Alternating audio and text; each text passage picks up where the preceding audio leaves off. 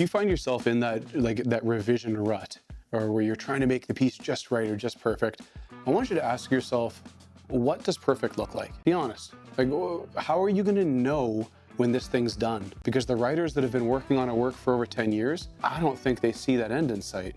And I don't think you know when that end is either. And that's okay. It's because it's a false end. You know, when we have a perfectionist tendency, when we need something to be just right, it needs to be just right, not for us. It's for somebody else. Like we have some sort of critic, we have some sort of famous author or agent out there that we're thinking they have to like it. And once they like it, I'm gonna be okay. But here's a quick reframe. You can't control whether or not they're gonna like it. What if this person or these people are having a rough day when you send your manuscript out? What if they just don't happen to like your genre? What if they misinterpreted what you were trying to say and say, nope, it's no good? Are you gonna let your right to be a writer be determined by the opinion of someone else? Because I'll tell you this, that goal that you have to write and to publish, to finish that work, that's deep inside you.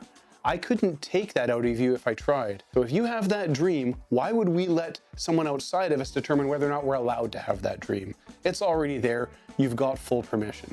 Unfortunately, for a lot of writers, if they've sat on a story for a long time, if you've sat on your story for a long time, yeah, that's a sign that it's really important to you and that matters. What you might want to consider here is this. You might be revising it endlessly or like doing extra research or learning one more technique or taking one more course because you're terrified of putting this out there and having it be rejected. Having writers not like it, a publication not pick you up, an agent reject you. That's very normal and it happens to a lot of writers. And I fully understand how terrifying that feels. That idea that, oh my God, I've put so much work into this. If I were to get some criticism on it, oh my God, it would just mean that I'm a complete failure. There's a lot of weight behind that. And the weight, though, is purely based on that goalpost you're setting up. You're determining your work's value based upon what somebody else is going to say. And we've already talked about how that's completely out of our control. But what's worse about this is that we're not writing in some way. We're no longer writing to express that feeling in us, that curiosity, that excitement that we have. We're writing for some invisible judge. We're trying to create something that will make somebody else happy or make somebody else say, yes, you're good, Trevor. You're a great writer. You can officially go forward and publish.